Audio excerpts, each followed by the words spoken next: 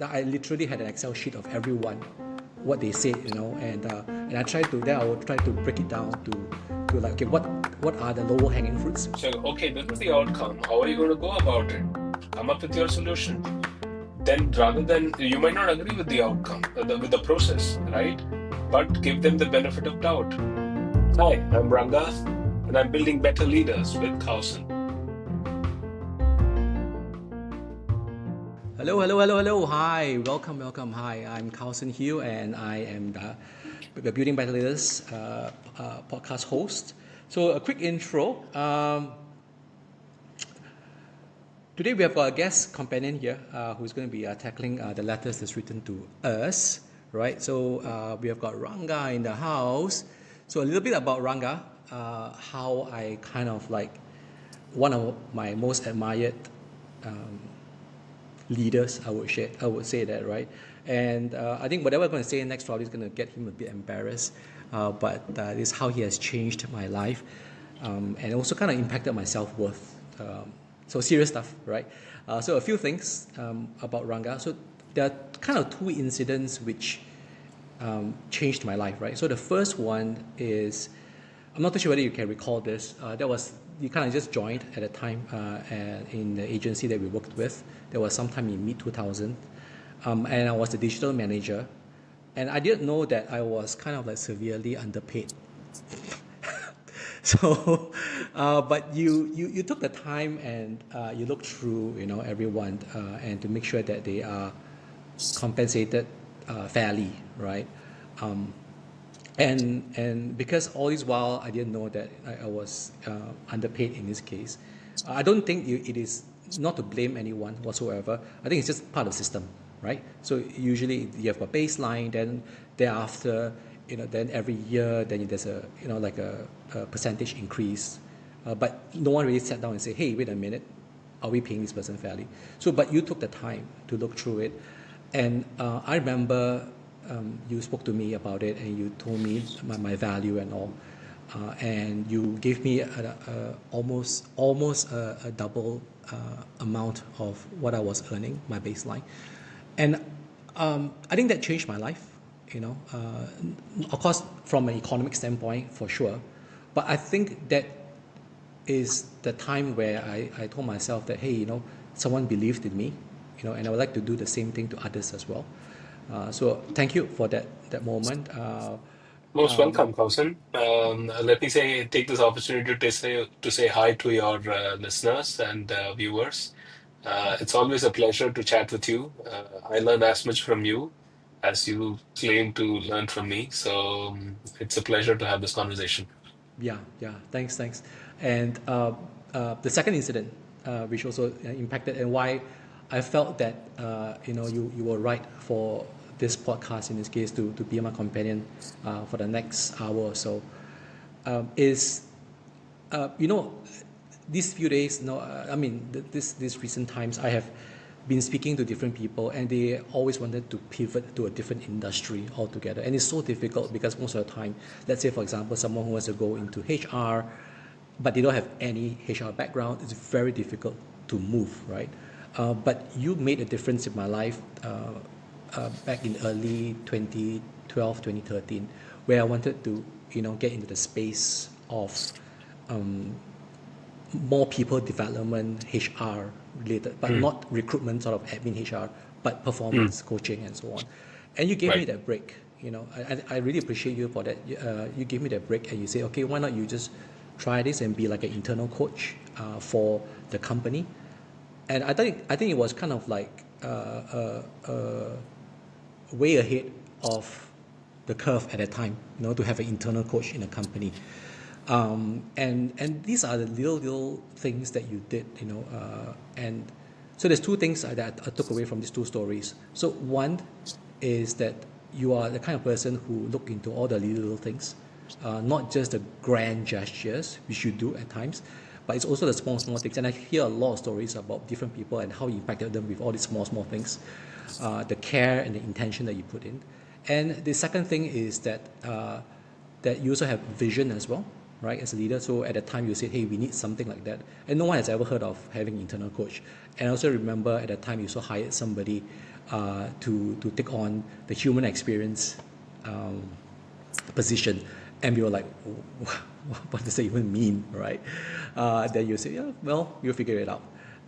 So these are things which like really got me thinking of what kind of leader is a good kind of leader, and it spoke to me that that a leader needs to be able to do both things. One, to be able to drive results for the company itself. That's really important.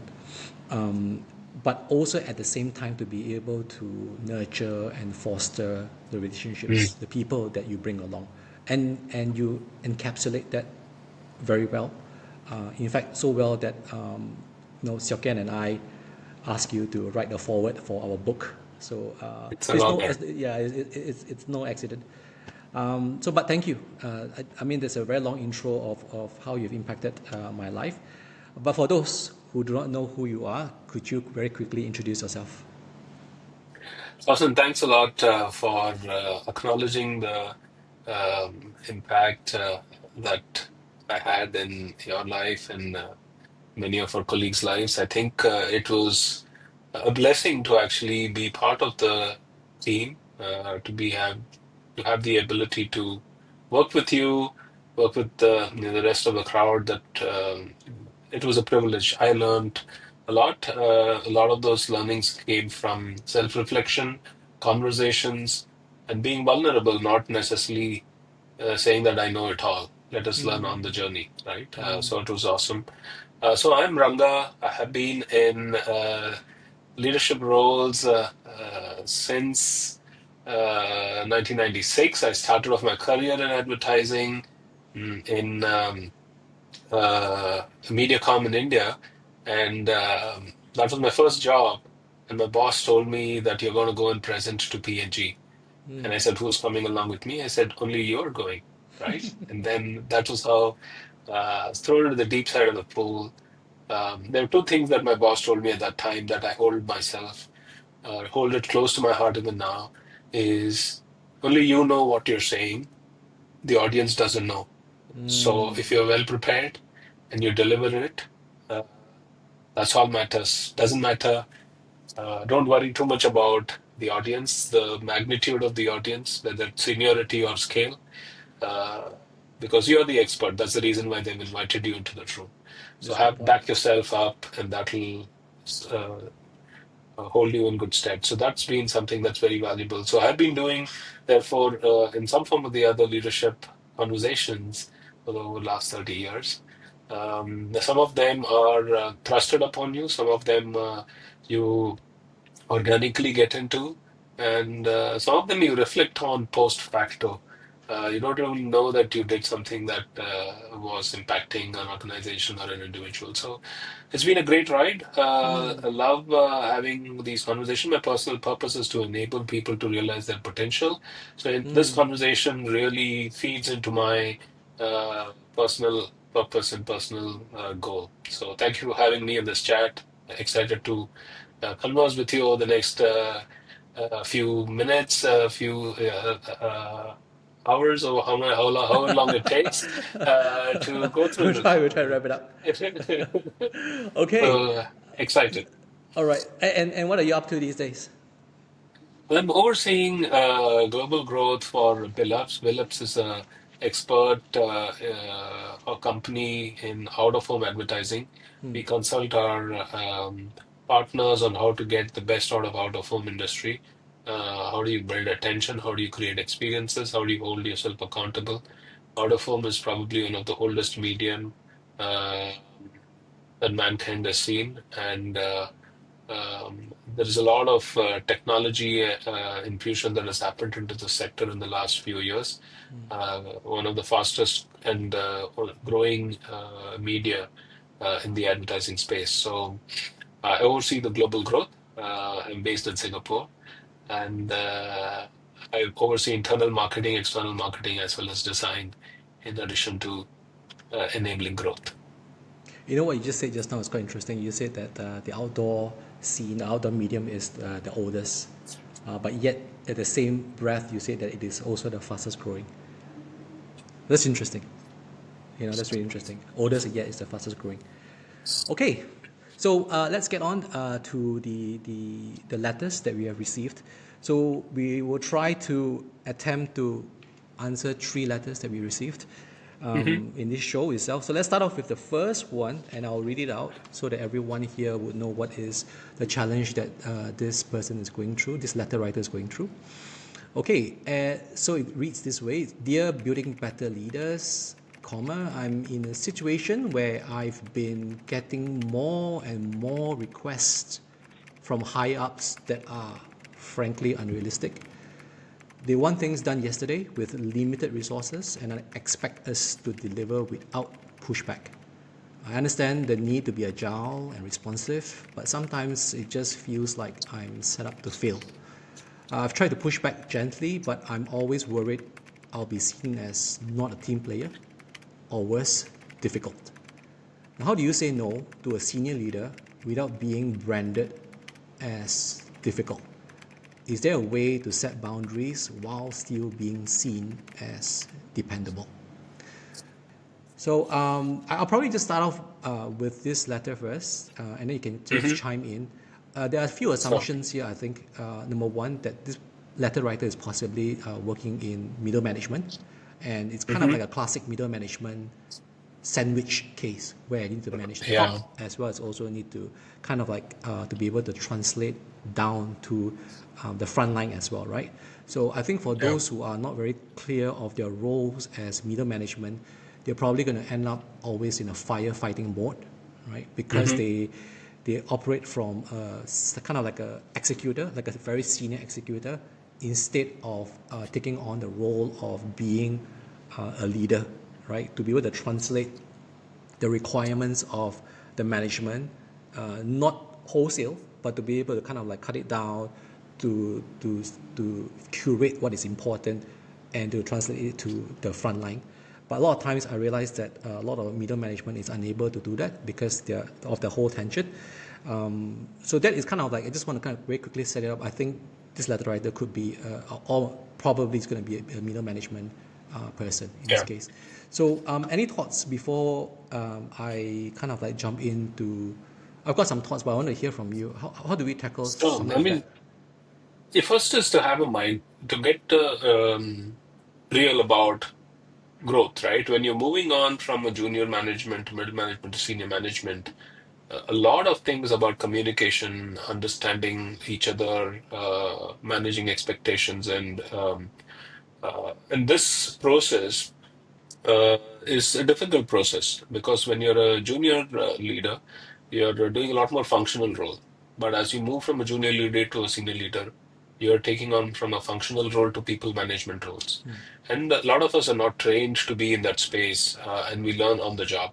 And if we are blessed to have a good leader, we learn from them, we observe them, and then we learn.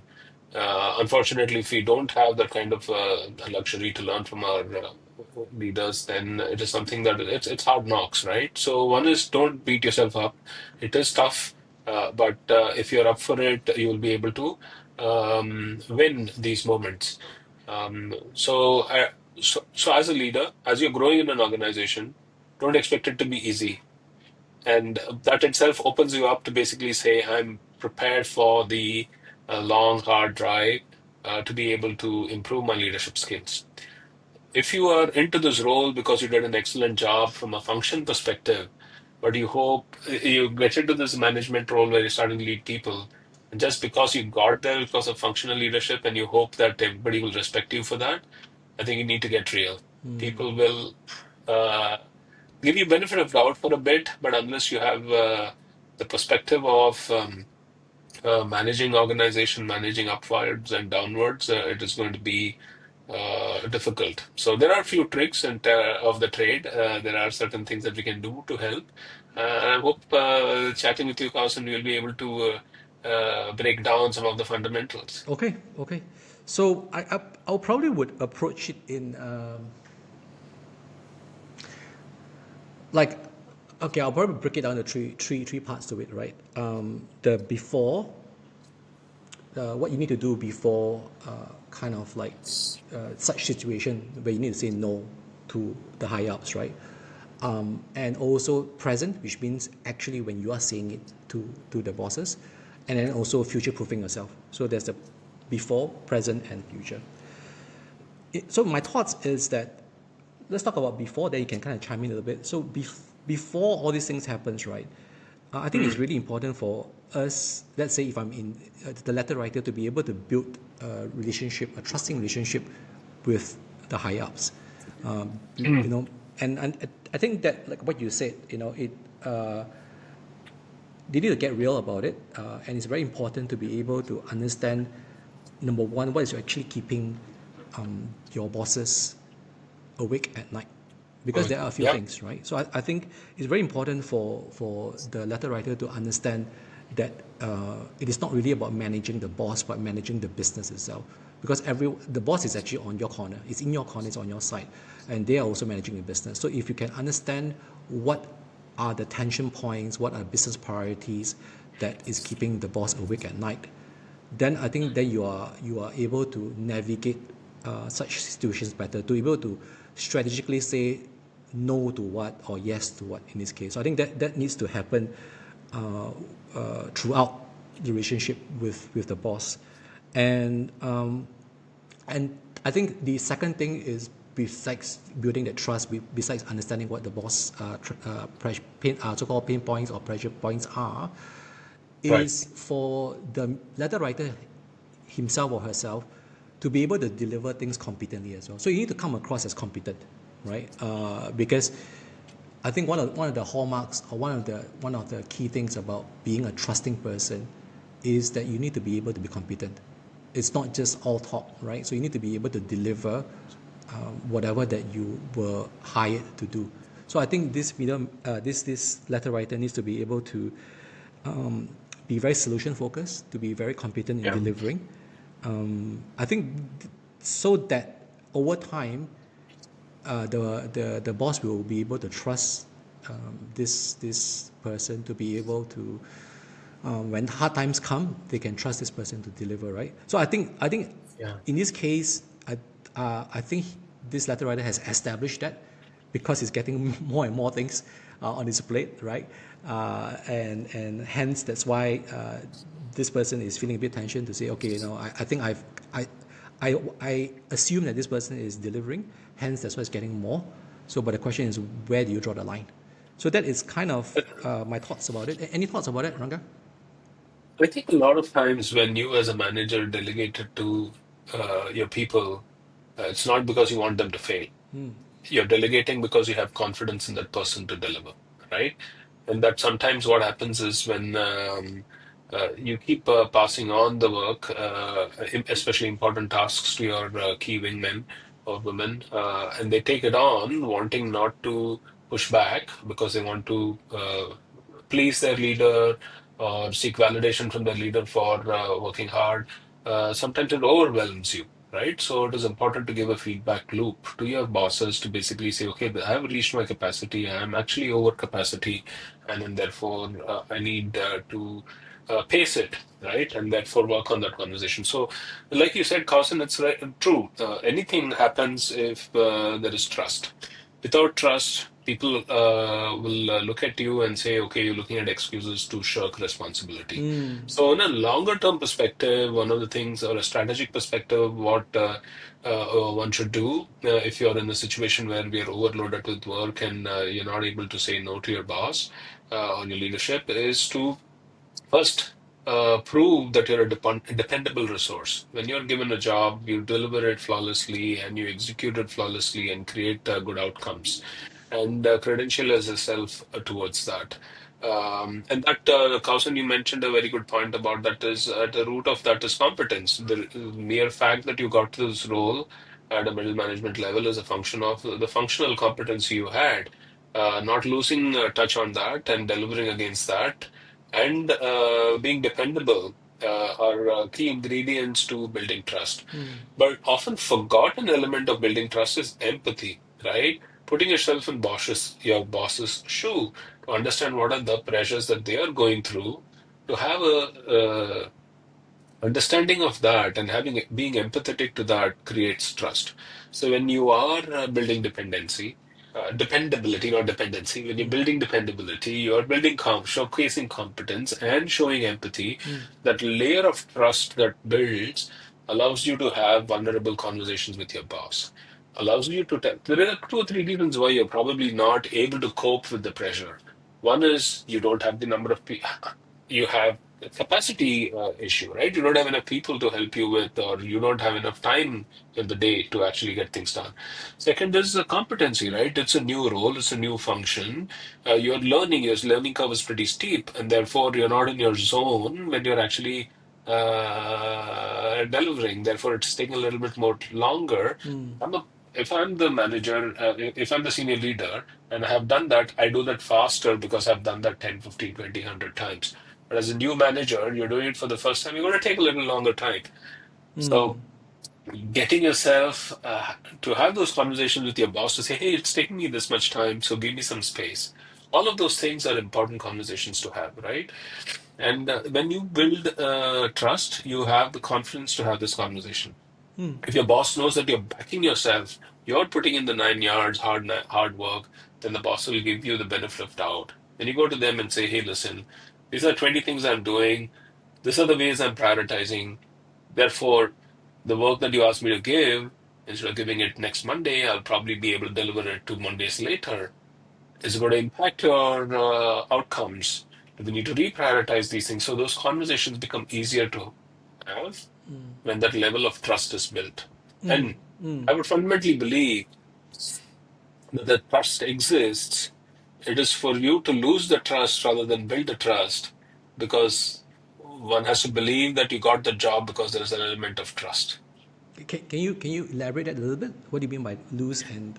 So, if the reason that you are in that middle management role and your leader, your boss has given you that role is because they believed in you, right? Right. So, if you look at it from that perspective, you go in with the benefit of doubt from your leadership.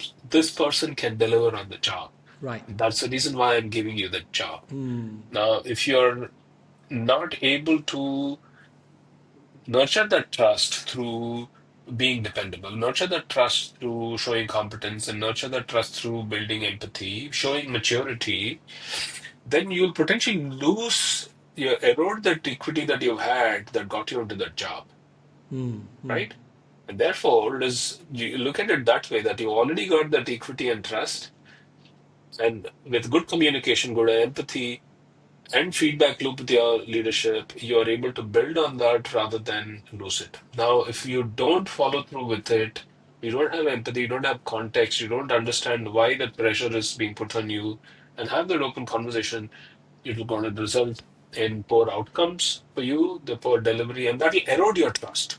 And as the trust erodes, it becomes a vicious cycle that you're not being able to have open conversations. You're worried what your leader is going to think about you, and therefore you're trying to hide your problems and then trying to cope with the problems yourself, and then it kind of becomes a Herculean task to resolve. So it's always having open conversations, operating from that position of trust, dependability, competency are important, and it's not easy, right? It is daunting, it is tough, it is inundating with the load of work that comes to you. But that's the deal, right? And that's what will sharpen you. I mean, there is a saying, right? Carbon got converted to diamond because of the pressure. So don't shirk away from the pressure. Take it, but don't be a sole lone ranger. Have this conversation with your leadership. It's their role and their function and their job also to help you deal with the intensity and help you prioritize. Okay. I mean, one thing I'm learning from what you just said, it got me thinking. I wonder if this letter writer has established the kind of relationship or the trust that you talked about, right? So if this person has already kind of established that kind of trust, then I think it's easier for them to be able to say it. So I think what this letter writer intended to write is more of like, can you just give me some tactics on how to say no, right? But now we are kind of Mm. like taking a step back to say, but yeah, I mean, if saying no and so on, it's going to be much easier if you have already established that trusting relationship right from the beginning. I think it's very much like how probably like your son or daughter can just come up to you and just push back on certain things because you have established a relationship, right? So if you don't have that trusting relationship, it is where you're trying to figure out what's the right thing to say, the tone to say it, and so on. Yeah, so I think you got a point. So the fact And that if Kausern here, this is the point, right? It is not you build a trust and then it doesn't mean the job is done. You have to work at it every day. of course, You have to be at it every day, right? And that is a very I totally relate to the question because all of us growing up have gone through this phase, right? And uh, there is a strategic approach and there is a tactical approach. The tactical approach is the how, yeah, yeah, and we probably get to it in our conversation in a bit. But the why part of why do people have confidence in you to be a manager, and why do you build that equation to create that element of trust and therefore get that responsibility is an important reflection, which I think is a strategic approach that will have a long-term payout, which is how do you make yourself dependable? How do you showcase your competency? And how do you showcase that you're empathetic to the bigger challenges of the organization and of your leader? When you okay, have that perspective mindset, then the tactics that we probably discuss now will be valuable and sustainable. yeah, Otherwise, it will help you once, maybe twice. But then after that, nobody's going to give you the benefit of doubt. you're right, you're right. Let's get on to a little bit more of the tactical part of things. So Of course. I have got the tactical part of saying how to say kind of no to your boss in this case. I think ultimately what we want to be able to achieve is alignment, right? So there's this acronym which I kind of like came up with. It's called Aura, AURA, right? So A stands for alignment. That's the main goal that you want, right? Because there's no alignment right now if the boss keep on asking you to do things, but you need to push back. And the U stands for understanding. I think this is where to understand actually where your manager is coming from and why is there an ask, why is there a certain urgency or certain request, right? So that's the U part to understand.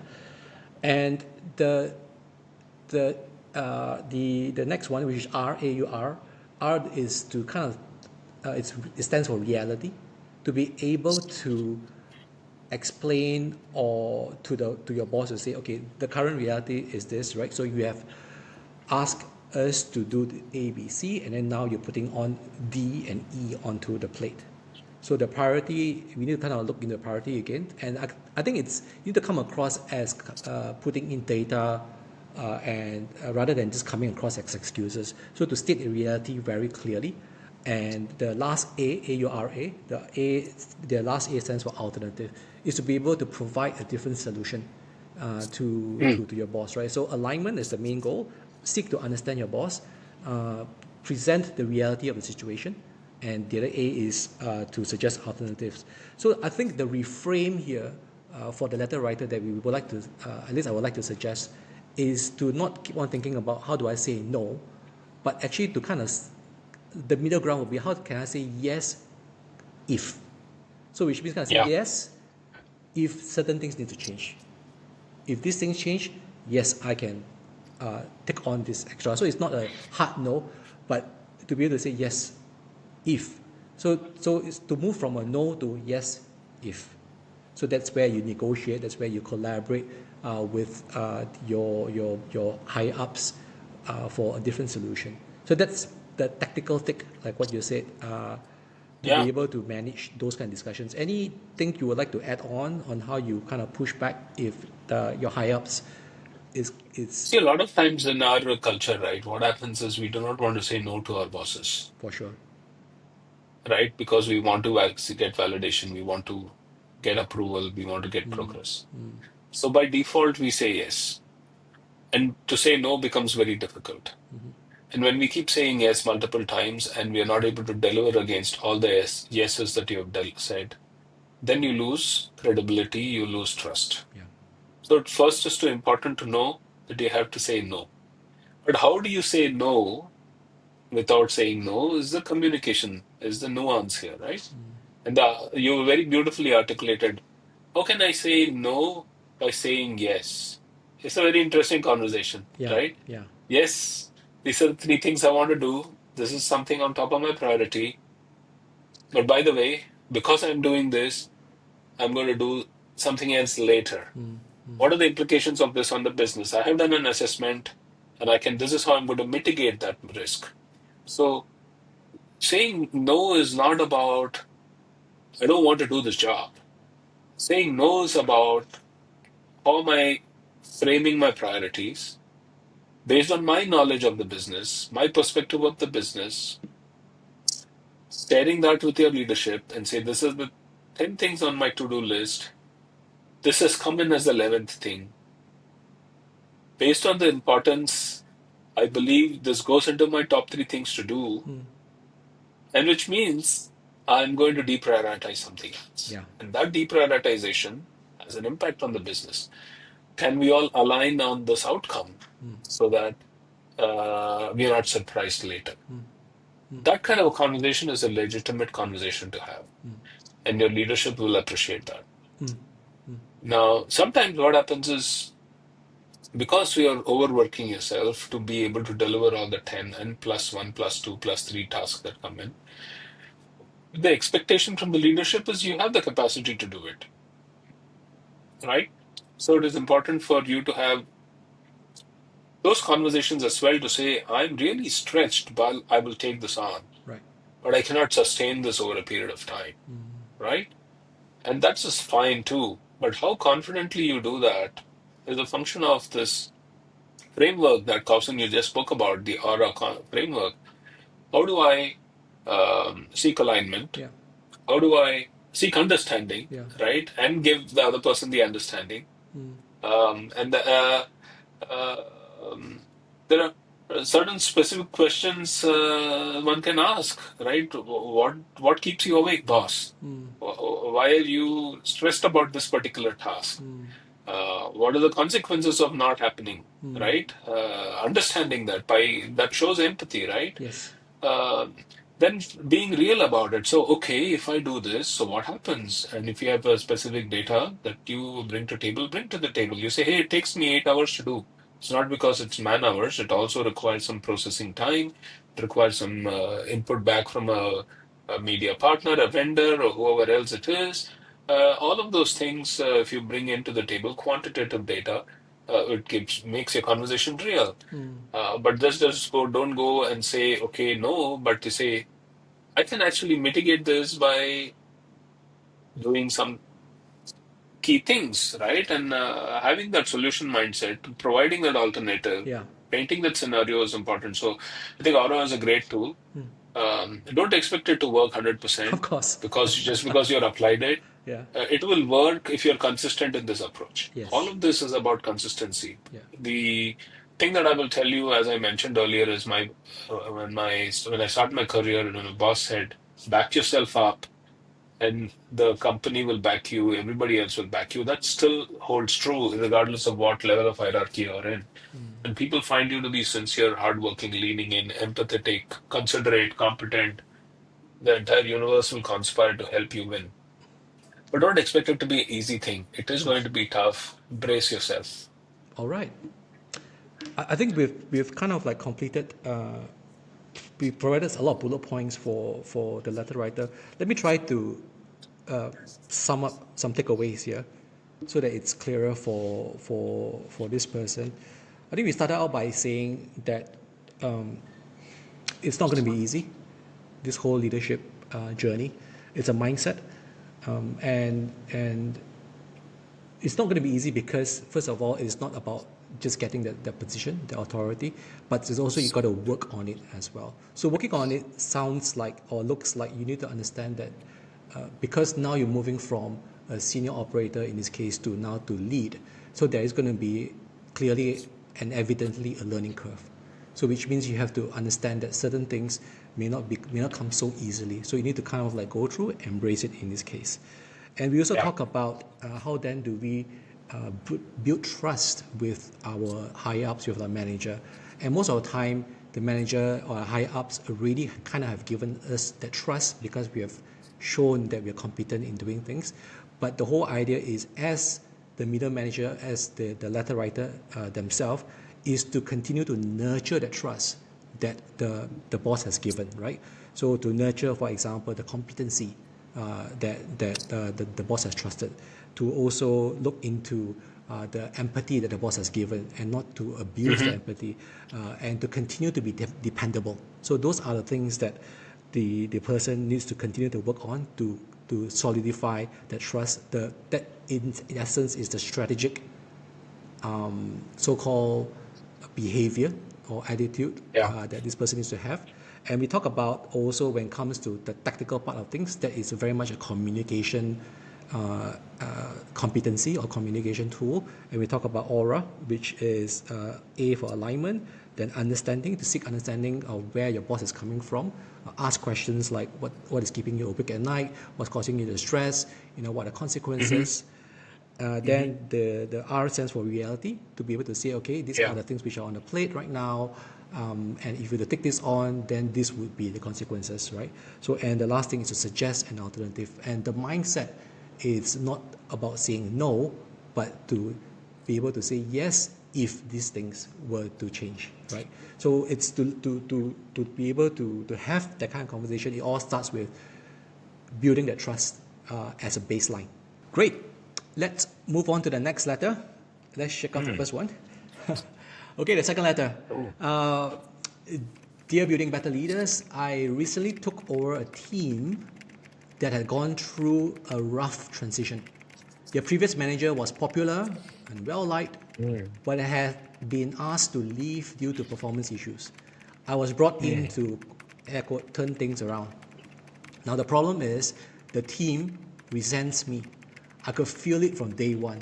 They're polite but cold. I get the sense that they think I don't understand them, or worse, that I'm here to be the bad guy. I haven't even had a fair shot to build relationships. Every decision I make is questioned or compared to how things were done before.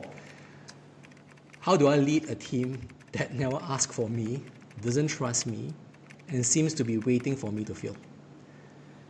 This yeah, this person is definitely in a very tough position. I can feel this person.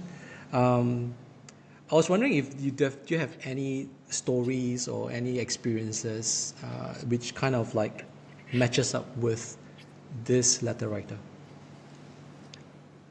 I have a lot of, I can relate to this person a lot, especially as an expatriate leader. I have taken roles in new markets where typically you are sent in there to fix a problem. Yeah. And when you go there to fix a problem, there is resistance, there is pushback, there is lack of awareness. So I think I totally relate to this question.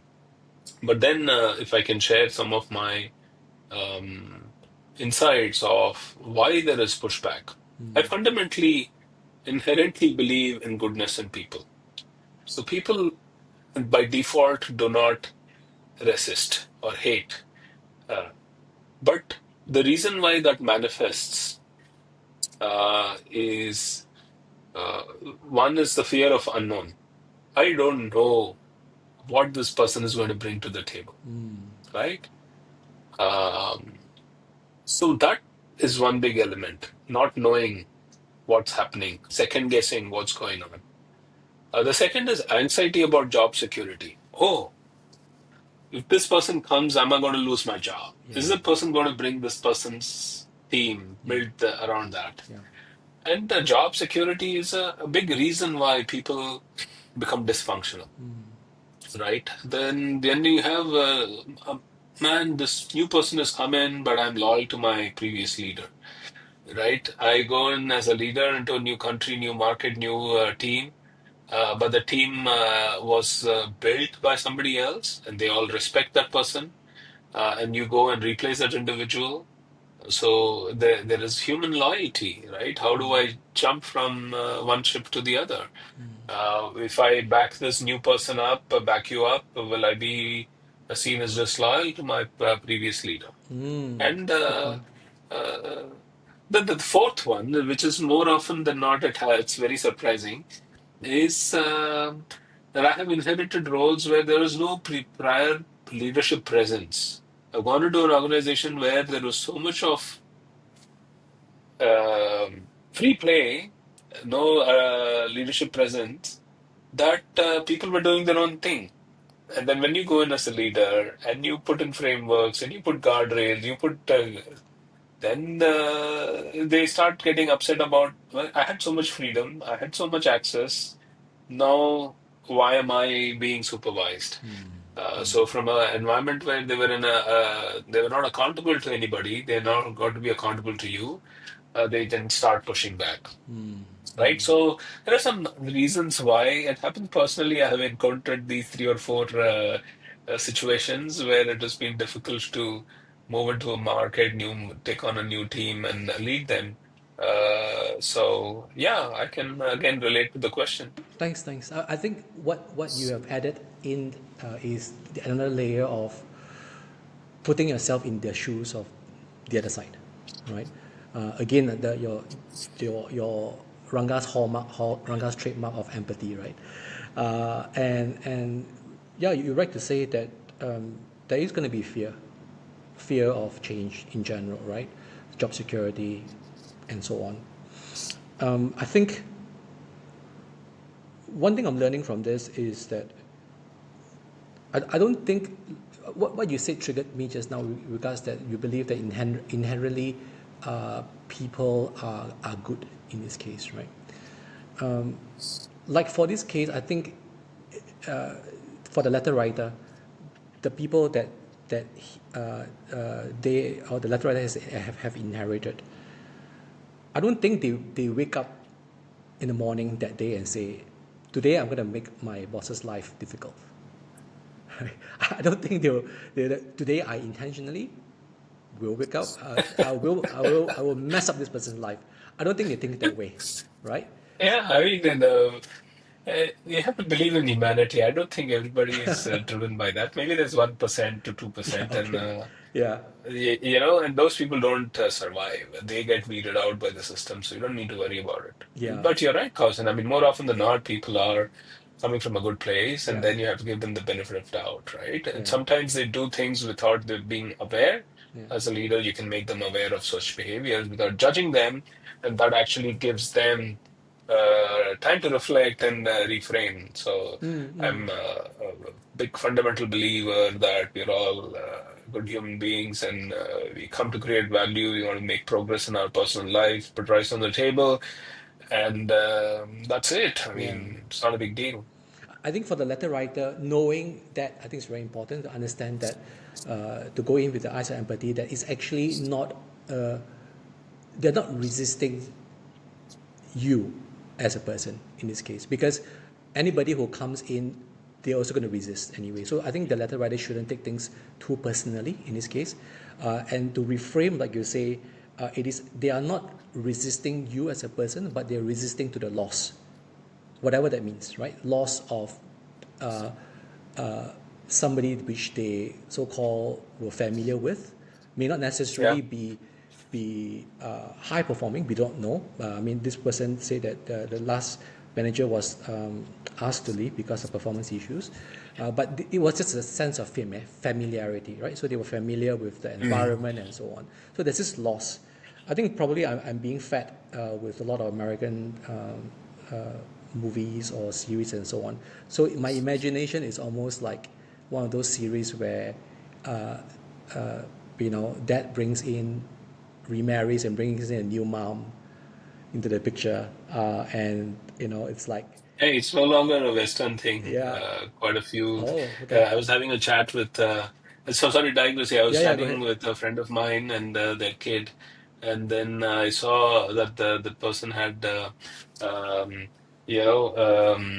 makeup from the attending wedding. They had henna in their hand, and I asked her, "Hey, do you go for a wedding with your cousin, your aunt, or uncle?" He said, "No, I was attending a wedding of my friend's parents." I said, "Huh? Seriously?" So.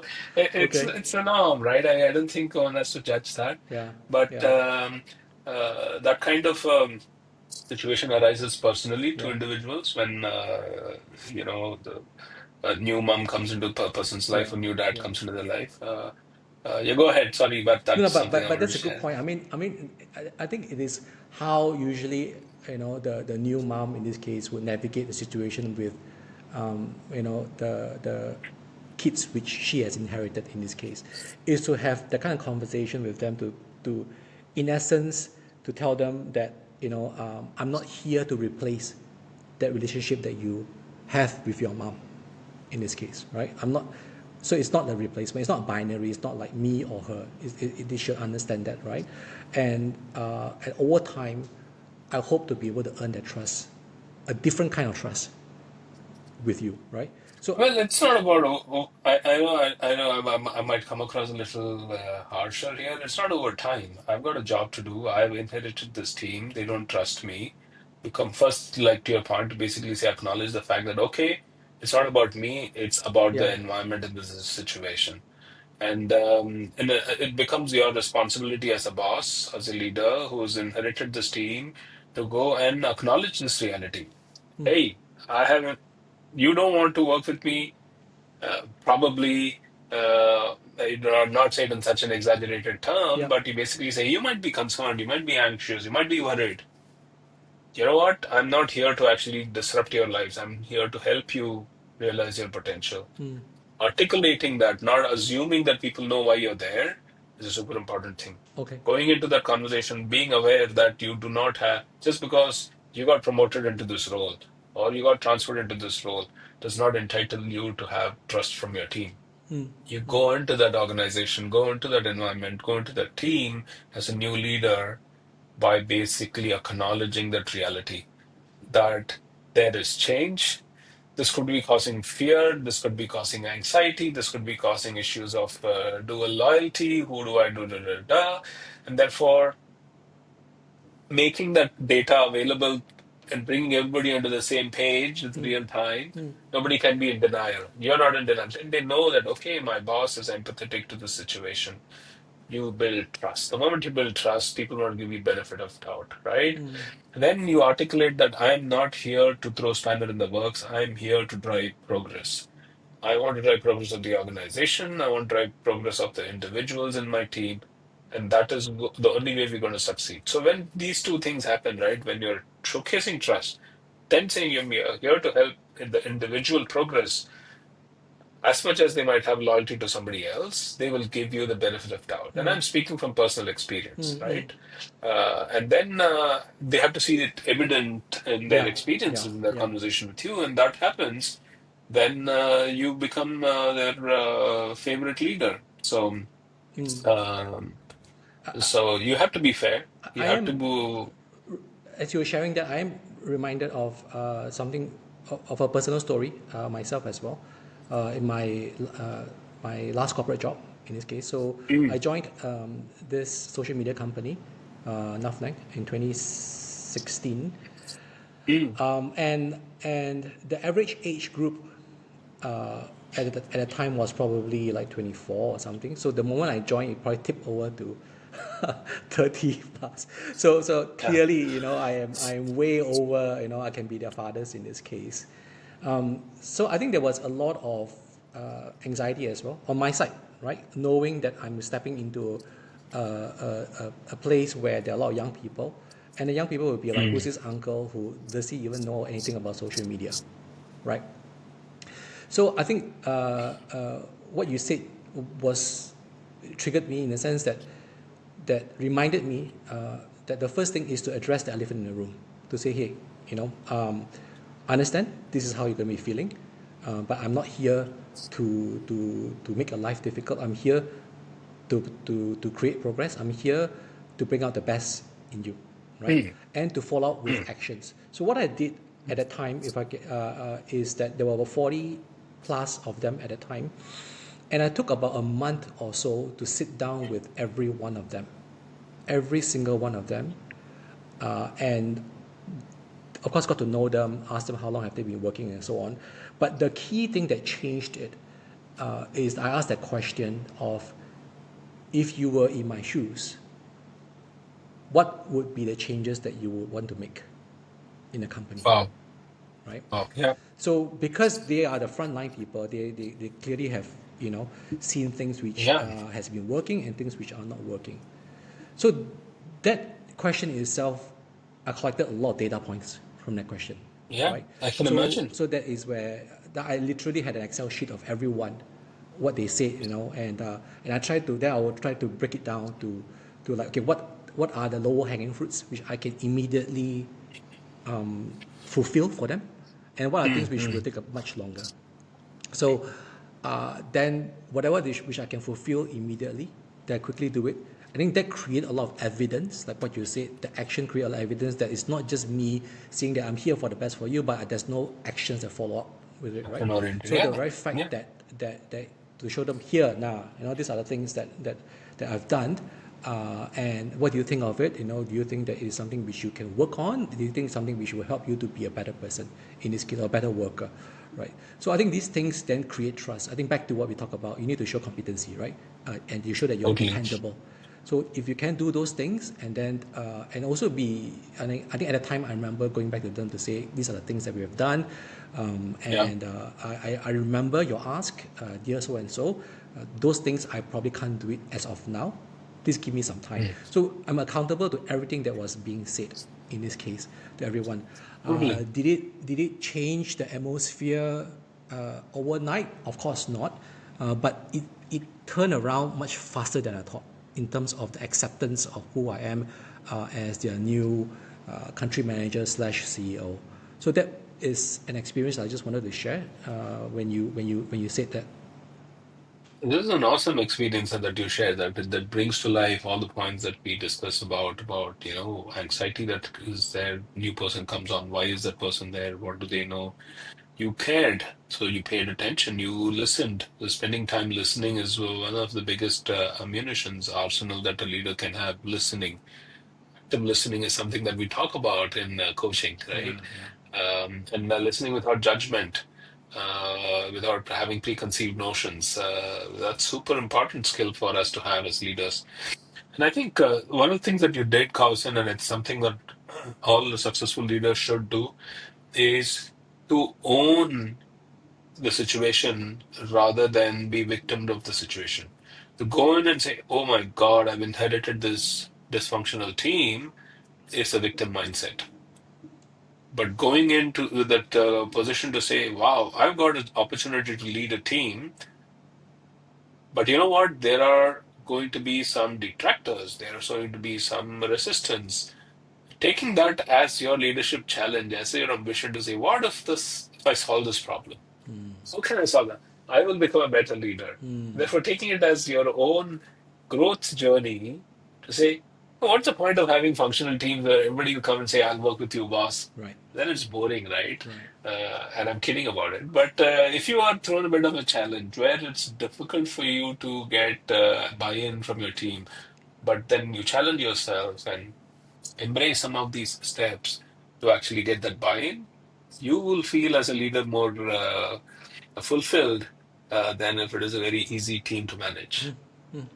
Okay. So, Kausan, I have a couple of thoughts on that for you to think about Yeah. and for the writer to also think about, right? And then if I can, if you don't have further builds to just crystallize this thought, I believe in acronyms, and one of the things that I got is three C's, Okay. right? The three C's are the character, care, and challenge. As a leader, when you go in, people judge you based on your character. Don't underestimate the fact that your reputation precedes you, right? Sometimes, if people have experienced you through their word of mouth from their friends, from their colleagues in the industry, that has an impact. So, regardless, as you build your career, make sure that you're building your character too, which is about integrity. Are you a fair person? Are you honest? Are you somebody who is consistent, right? So those are certain things that you do as a leader, regardless of leading a team or not. Because when you do that, when your reputation precedes you and you have this positive reputation, it makes it easy for people to believe you and trust you and Mm-hmm. want to back you as a leader. Second is care, right? Have empathy, um, and understand what their perspectives are as to why they are behaving in a particular way. Mm. And do that without judging. That's important. And lastly, a lot of people respect you when you challenge them to grow, when you challenge them to break their comfort zones. So, as a leader, when you go and take on new teams, if you are able to improve their own growth journey by challenging them, giving them new opportunities and new challenges, that helps them gravitate towards you as a leader. They would not want to leave you as a leader. In fact, the word of mouth will kind of Yeah. snowball, Yeah. and a lot of people will say, if you want to grow, go work with this person. This person is the right kind of leader for you. So it creates a precedence for you and creates a momentum for you. So three C's: character, care, and challenge. Challenge. Okay. Okay. So I think we've given a lot of points for this letter writer to consider. So let me try to recap the points here. Hopefully, I can manage to capture everything. I think the first thing is to, when for the letter writer themselves, going into such a situation is to first of all have empathy, to understand that the people would have fear, right? Fear of change in general. For example, fear of their job security, fear that they'll be seen as disloyal if they were to cite you, and so on. And go in there as well to address the elephant in the room, to say that, hey, clearly there's a change, right? But I'm not here to make things difficult for you, but I'm here to make things easier for you. I'm here to help you to progress, right? And also to follow up not only by just saying that, but also follow up with actions as well. So we talked about having one-on-ones with them, having those conversations, listen to what are their challenges, and then try to solve those challenges for them, or to co-create or solve all these challenges for them. So that will, in essence, also build trust and dependability, because you said that you are going to do what you say you're going to do, right? And we talk also about to understand that this is an opportunity for you to grow a new team in this case. So instead of going in with a victim mindset, but to go in with a victor mindset, to have that ownership, to say, hey, this is a good opportunity for me to learn to be a better leader, to reframe that instead of saying that, oh, I have inherited such a lousy team, but to go in to say, this is an opportunity for me to change and make things better. So to have that kind of mindset as well. And you mentioned about the three C's, right? So in order for us to come across as a dependable and trustworthy leader, the three C's are character, that you need to come across over time as fair, consistent, a person of integrity. And the second C is to care. We will not go into too much details on that. That's evident itself. And of course, the last thing is to challenge. This, I feel that a lot of leaders do not do that. They're afraid that they may hurt the person by challenging or pushing too much. But of course, I think if you have really established that trusting relationship, you will know how much you can able to push that person. And I think both of us, we've talked to countless people before. When you ask them to say, which part of your career that you felt that you grew the most, and most of the time they always tell the story that that time where I had to stay back for that pitch, overnight and so on. So they were challenged by their boss. They were stretched in this case, and those are very defining moments for them. So as leaders today, we need to be able to create those and not to be afraid to challenge productively. So okay, I hope managed to Okay, cover okay, everything. yeah. Yeah. Well captured, Kausern, as always. Okay. We have got time for one more letter, and let's Okay, see where this goes. let's go. Yeah. All right. So it says here, dear building better Mm. leaders, this is quite a long letter, so I'm just going to quickly read it. I've always believed that people grow most when you give them space. I try hard not to be a micromanager. I give my team full ownership, trust them to figure things out, and avoid stepping in too quickly, even when I see them struggling. I believe a good struggle shapes us for success. But lately, I've started to wonder if I have swung too far in this direction. One of my team members was leading a high-stake project, and I consciously held back from interfering, even when I sensed it was going off track. I didn't want to undermine his confidence, but things didn't go well. Balls were dropped, and I had to scramble to fix things last minute. My boss immediately gave me feedback. Sometimes I think you are over empowering. It's like you have blind faith in your team. That's what the boss said to him. You see, I want to be the kind of leader who trusts and empowers. But now I'm second guessing myself. Was I trying so hard not to be a micromanager that I became too hands off? Did I overestimate their radius? Or was I avoiding tough conversations just so I wouldn't be seen as overbearing? How do I balance giving them a good struggle with appropriate oversight without making my team feel like I don't believe in them? So I think it's a classic case of learning when to let go, delegate, and trusting the team, or over empowering the team. Any thoughts when you first hear or read this letter? I think it is an interesting challenge all of us face, right? How much of it we do it ourselves? How much of it you delegate? I mean, I'm going to give an analogy of the sports, right? You have a captain of the team, and let's take the football analogy, and you happen to be the goalkeeper as a captain, right? Assume, right? Now you have a defender, you have a midfielder, and you have somebody who's in the attack, right? Front. Now you have to trust that the person who's in the front lines, who's forward striker, knows his job and how he's going to strike and how he's going to convert a goal, how he's going to take the penalty. You are a goalkeeper by function, but you're a captain because of your leadership skills. Now, if you become a controlling person to basically say, should I delegate or should I take the strike myself when the penalty stroke comes? Right? Yeah. So at that point, I want to highlight this point. There are people in your team because of functional competencies.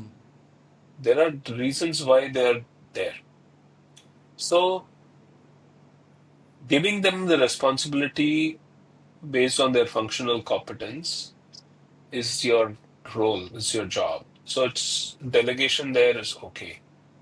But if you basically have a day where your striker forward is injured or he's been yellow carded or whatever, he's not able to come, and then your midfielder is going up there, your job is to give confidence to the midfielder to be able to take that penalty Yeah. stroke, right? Rather than um, undermine their confidence. So it's an important situation. It happens in work all the time. Um, Having the nuance of understanding what to delegate based on people's competency, existing skill set, what to delegate based on a learning stage that I want to delegate it to you because it will help you grow into your next role. And being aware that there is going to be skill gap, and therefore I have got to oversee this in periodic moments to make sure that the outcomes are achieved is the next part. And the third is to basically delegate because that person has got an experience to flawlessly execute, right? And therefore, um, becoming aware as a leader on your team's capability and their growth journey informs on how you delegate or not, right? If you delegate something which is extremely out of the competency set of your juniors, they do not want to say no to you. They take it on and they don't deliver. You do multiple things that are damaging. One is you are damaging the confidence of your team because they took it on, they didn't deliver, and therefore they have suddenly gone into a phase of low confidence. Then you have under-delivered from your business perspective, and therefore you're answerable to your leadership to say why this thing didn't happen. And therefore it has a double impact or a triple impact. So being aware of the competency set of your team, what is the level of challenge that you're bringing into the table, and how are you supervising that becomes important. Delegation doesn't mean not supervising. Delegation means you have given somebody the task, and as a manager, you need to have an oversight of that task. So it's important that you have that nuance. If I can kind of like sum it up what you just said, correct me if I'm wrong, please push back if I got it wrongly. So what you are saying is that I think it's a version of the Eisenhower matrix, right, of importance and urgency. But I think what you have put in is another level of looking into the competency or the readiness of the people as well, to consider that. So it's not just about whether or not it's an urgent task or whether it's an important task, but to also look into whether or not the team is ready to take it on as well, whether or not they have got the right skill sets, right? So, so taking that into account, so like for example, if it is a situation where the team is extremely ready, high readiness, and the importance and the urgency of the task is low, then I think it's a very good case to delegate that, because they can do it and there's not much urgency, right? It's the best situation to delegate. But you also mentioned that there are certain things that the manager themselves need to also hold on and do not delegate as well. I think that's very important. I think that's where a mistake which I did before, because to me in my head, those days when I was a young manager, I thought delegation means you, whatever is on your plate, you delegate 100% of it, and you just kind of like monitor like a dashboard, right? And that's where I realized that there are certain things that as a manager in this case, there are things that which there's no one else that can do it but you yourself. You have to be able to, you are responsible and accountable for those things, right? Especially those things which has high importance and urgency. For example, like a crisis that you're going through, uh, or um, or a top client saying that they are probably going to decide to move on to another agency, for example. Those are very critical things, and as the leader in this case, those things you Mm. cannot delegate, right? What Yeah. more if your team is so-called, their readiness is very low? You don't delegate those things at all, right? You need to be able to hold on to those things. So that is a very extreme in this case, right? Then you also brought in another layer of like supervising, right? So when do you supervise? So like you said, Yeah. delegation is not just only about delegating and then you just walk away, right? So there's this thing about situation of monitoring as well. So I think like cases of, for example, if there is the team is highly ready, they have the will to do it, they're also ready to do it as well. And if the task is also very important, I think that is where you can delegate, but you need to monitor. Yeah. Yeah. So that is kind of the matrix I'm thinking about. It's almost, Yeah, I mean, the Eisenhower matrix is a great matrix to think about prioritizing work, yeah. right? A big part of that is it helps you eliminate work that is not important and urgent. And that's super important because sometimes this is a task that is done, therefore it is there in the job list. And a lot of times, right, the delegation happens and then the fulfillment doesn't happen because of capacity issues. People don't know how much capacity is there in their Yeah. teams, and big part of the capacity is taken up doing routine work, which may or may not have impact on the business. So, actually, constantly looking at that work list to see what is important, what is not important, and what is urgent, what's not urgent, and getting rid of stuff or automating stuff that is not urgent and important creates capacity, and that's sometimes 30-40% of a team's capacity utilization, right? Then you rightly said, right, if it's highly urgent but it's not important, then there is an opportunity for you to delegate it to your team and supervise it. It's not important, so if it messes up a bit, then it's okay. You can still recover, right? But it is urgent, and you don't have capacity yourself to do it.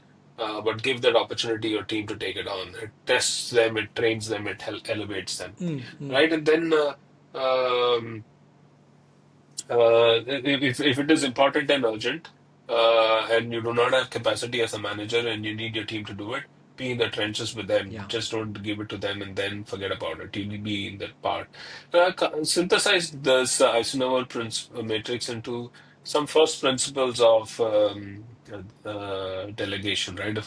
If you will let me Yeah. articulate that, Carson, right? One is it's something again I learned from sports, right? And being an Indian, I'm following in cricket quite a bit. Big fan of a couple of recent captains that Indian cricket team has seen. Where the first principles of delegation here is right, clearly articulate outcomes when you're delegating, and do not dictate the process because the folks in your team are knowledgeable enough. That's the reason why they are there. Functional competency is there. That's why they're in your team. So articulate the outcome and not the process. Okay. If it is a new thing, verify the process, which means mitigate risks. So they say when you're delegating something, I want you to do a presentation about millennials, insights about millennials, for example. That's the outcome that you're defined. Then instead of rather than say, I want you to do these 10 steps to come up with the insights on millennials or Gen Z, whatever that might be.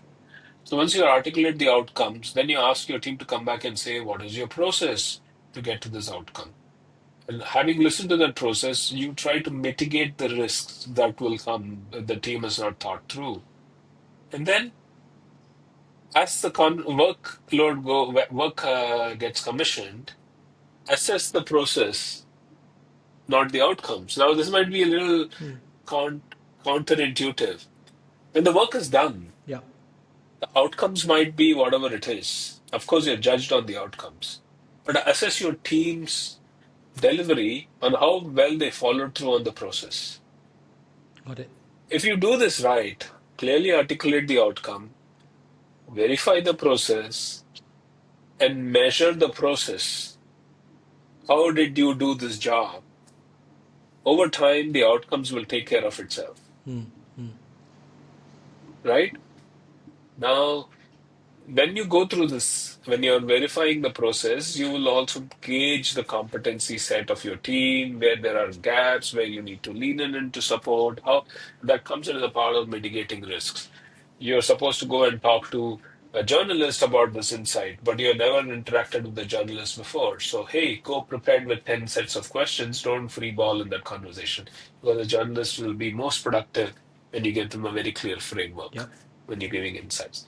When you're going to a consumer and asking for a point of view, have open-ended questions rather than yes, no questions. So those are the things that one can come in with the point of view as a leader, right?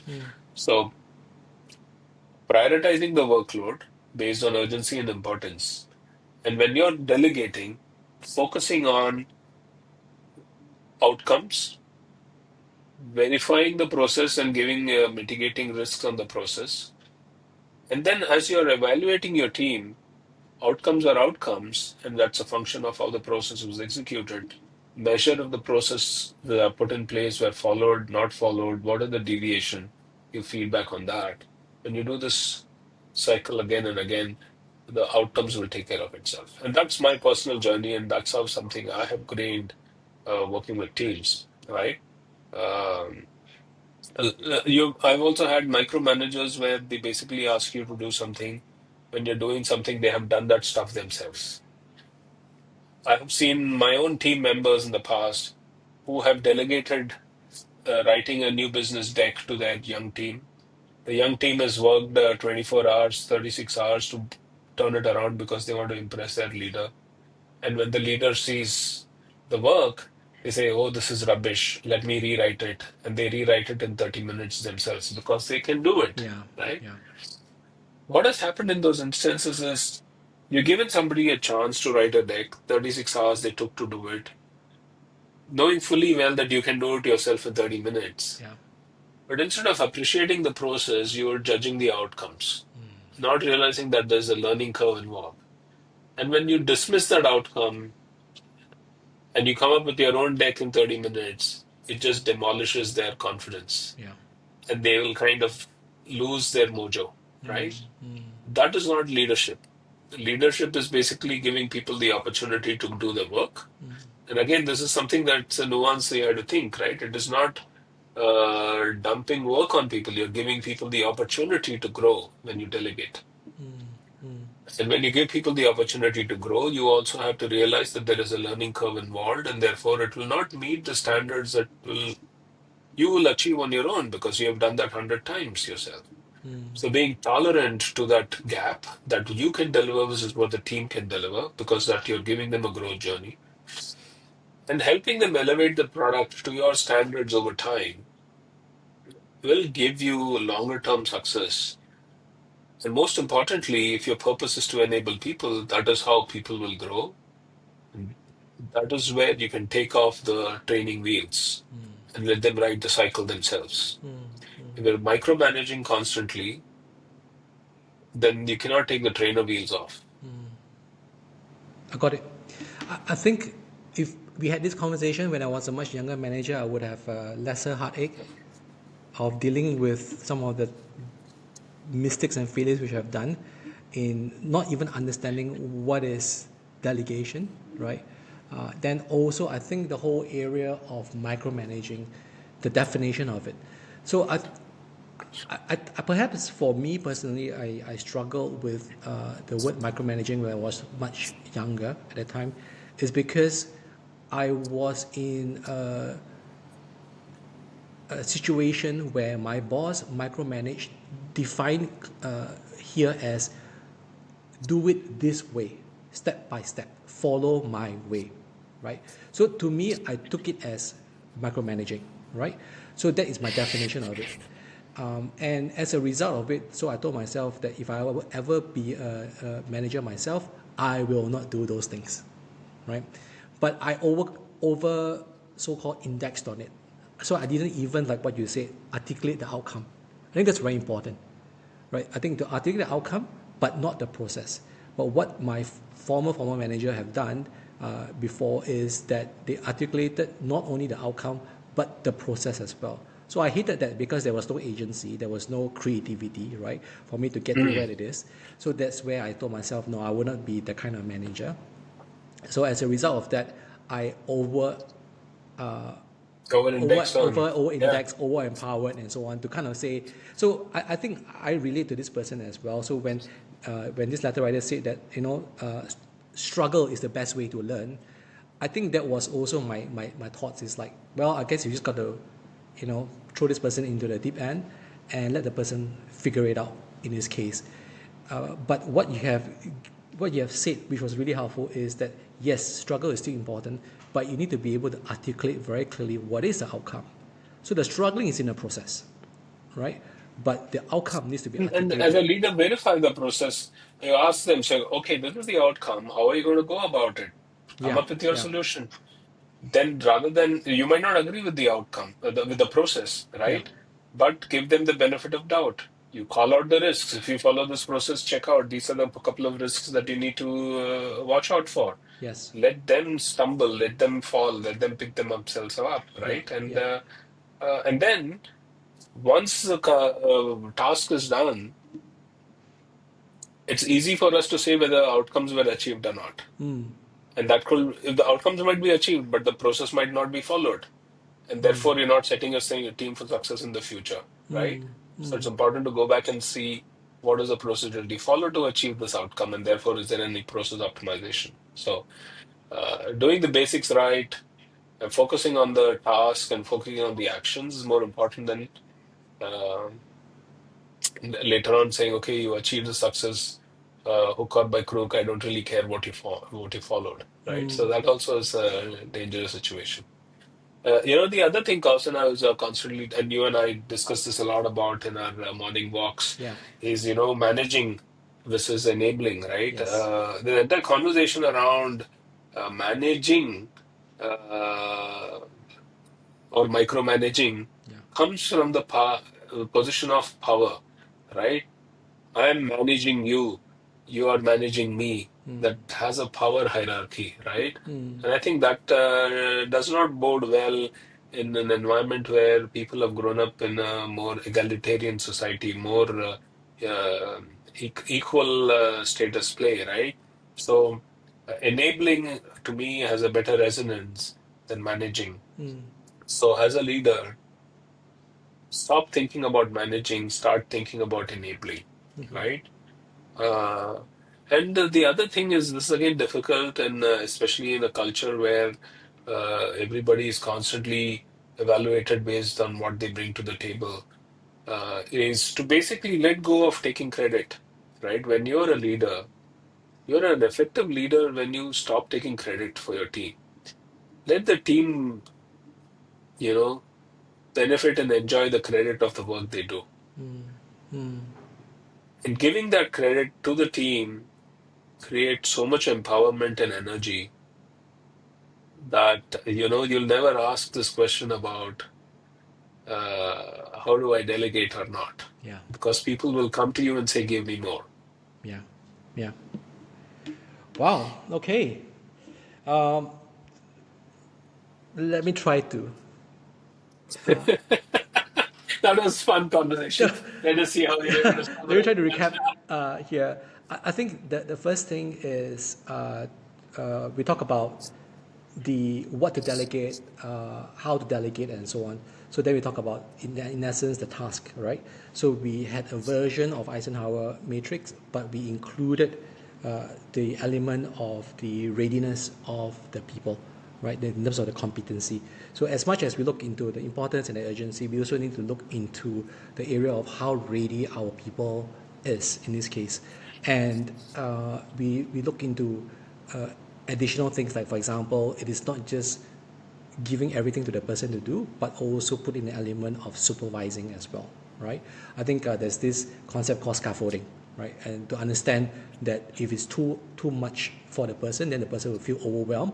And most of the time, like what you said, as juniors, they may not want to push back. They want to please you, so they kind of say, "Yes, I can do it, boss." But after that, then they don't. So it's to be able to give them scaffolding to help them from step by step in this case. But also we talk about there are certain situations where you do not delegate at all, where you have to take it on upon yourself to deliver those things which are business critical, right? Then we moved on to say that besides learning how to delegate, but there's also this thing called managing expectations as well, right? And managing expectations here is to articulate clearly the outcome. That's number one. But you do not control or do not articulate on the process, but allow your people to come back with you, come back to you, how are they going to tackle that? So articulate the outcome, not the process. Two is to verify that they are actually on the right track. That's where the supervision comes in. And the last is to measure the outcome, right? Sorry, to measure to measure both in the sense that to understand that the outcome, whether it has succeeded or not, but to then debrief and study where the process went wrong, because that's an input goal and the other was an output goal, right? So it is articulate, verify, and to measure that. And then we talk a little bit about psychology as well in terms of why people would like to even micromanage, to manage the process as well, is because they're probably coming from a position of power, right? And it's to shift, to reframe from power to enabling or power to empowering, right? So I think that is a much better approach, right? A different kind of power. Mm, mm, And we also talk about, I think it's not being said, but I thought I need to mention this. I think there's a lot of intentionality as well, right? So if you come from a position, the first principles of that, I'm here as a leader to be able to bring out the best, to be able to empower, to be able to help people to grow. If that is the value that you have, then you're going to be very intentional in all these steps. So as much as someone can learn, the Eisenhower can learn about what to say, to say the right things at the right time, but you don't have the right heart or the right understanding or the right value, then you also will come across as inauthentic, right? Or over-engineering this, right? Because, like you say, people go through the learning curve. So if you understand that it's about giving the opportunity for growth to that person, then you'll be more tolerant, you'll be open to supervise more and to understand that ultimately it's for your best. That's why I am, being very intentional about such things. And lastly, you talked about letting go of the credit as well, right? Taking credit, especially in our culture, right? So I think that is what I've captured. Did I miss out anything? No, you didn't. I kind of noticed the struggle you had when you basically said assess or measure the outcome and not the process. The reality is we are trained to measure outcomes, trained to measure success, trained to measure Yeah, failure. yeah, We are not trained to measure or assess the steps that got us to that outcome. yeah. So it's a struggle. Even for the best of us, the default position is to say, so what happened? Did it get achieved or not? The thing is, 9 out of 10 times it will be achieved, but if nine of those processes were wrong processes to achieve, it is not a sustainable outcome, right? Mm, You are putting pressure on the system to basically get to the end goal, and that's not sustainable. That's when burnout happens. So, constantly reviewing and optimizing the process is the way to basically ensure that sustained outcomes are achieved in a sustainable way. So that's a thought for you to reflect on. okay, thanks for that. So hopefully the letter writer has gotten some things as well. I think just to throw in one more thing before we wrap up for today's conversation, you talk about outcomes as well as the process. I wonder if the letter writer also would is the kind of person who would probably associate his or her worth or identity with the outcomes as well, right? So I think why I'm saying this is because I struggle with that, right? I struggle with that to say that if the outcomes doesn't come out exactly how it is, then I would question myself to say, oh, am I a good leader? Have I been? Then I beat myself up, especially for someone who is a very outcome-driven person like myself. But what you So have done, let's take the example, Kausern, of the recent French Open, right? yeah, They were champions in the final, competing against each other. Both of them followed a process. One won, the other didn't. yeah, Does it mean the other person has to beat himself? The person who didn't you're win, right, who was a runner-up, yeah, beat himself up yeah, because they didn't achieve the winning. yeah, They should go back and assess what steps they followed, what are the processes that they put in place to get to this final, mm, and what really made the difference at the 11th hour. yeah, My judgment is that both of them would have been extremely competent players. They have same caliber, they have that same intensity and intentionality and training, etc. There would be one or two process optimization yes, the winner would have done, which the runner-up wouldn't have yeah, done. yeah. And therefore, paying attention to that is what will help you achieve the desired outcomes. So thanks for validating that. I mean, with another sports analogy, and I think what I learned is that the outcomes is not a reflection of who I am, right? But it's a reflection of the process in terms of like, so if the outcome didn't happen, then let's look at the strategy. Let's look at the process. Yeah. How do we optimize those things, and stop beating myself up to say, oh, am I a bad person? Am I, and so on and so forth, right? So I think that is something which I am continuously trying to improve myself as well as a leader. Yeah. So let's come to a wrap. I am Yeah. just wondering, were there any aha moments for you? Were there any points which you thought was quite interesting for you throughout this 1 hour? I think there are a few thoughts, right? One is to make me reflect on my own leadership journey because a lot of times you do go in a default mode. And then preparing for this conversation made me reflect and be more intentional about leadership. So that is good. That made me reflect on this part about outcomes versus process. We constantly say this. We see that best people go through this. And the reason why I've emphasized that process over outcomes is that it allows you to pick yourself and fight the battle again the next time. If process optimization is there and you win, and then you can improve the process, then you can actually do that win even better with bigger margins. If you lost, but you focus on the loss rather than focus on how you can optimize, then you're putting yourself into a rabbit hole, which is difficult to dig yourself out of. So, I think for me that was a big aha moment again to basically say, what do you focus on? But more importantly, right, just to have this conversation with you reminded me of my 30 years of my work experience and leading through, the question that one asks is who's a leader? I think everybody should be a leader in their own right, regardless of what their position is. And that is also a function of mindset shift, Yeah. which is I'm a leader not because I have the power. I'm a leader because I'm able to enable other people to realize the potential, enable myself to realize the potential. So I think when we think in that format, think in that context, I think all of us give ourselves the permission to lead, not wait for a designation or a title. Thank you. Okay. I've said That it. was fun. Yeah, I think we have said this many times, right? Because we come to the end, we still keep talking about it. But thank you, Ranga, for taking your time.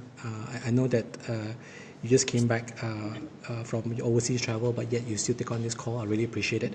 And I'd like to also thank the audience as well. If you have stayed with us up till now, it shows that you have been really listening and you've been watching the entire episode, right? You were hearing this message. So thank you for staying on. Thank you for engaging with us. We hope you enjoyed this episode. So subscribe, rate us, leave a review or comment and so on. So it will help this podcast to go further, to go to people that who needs to hear this.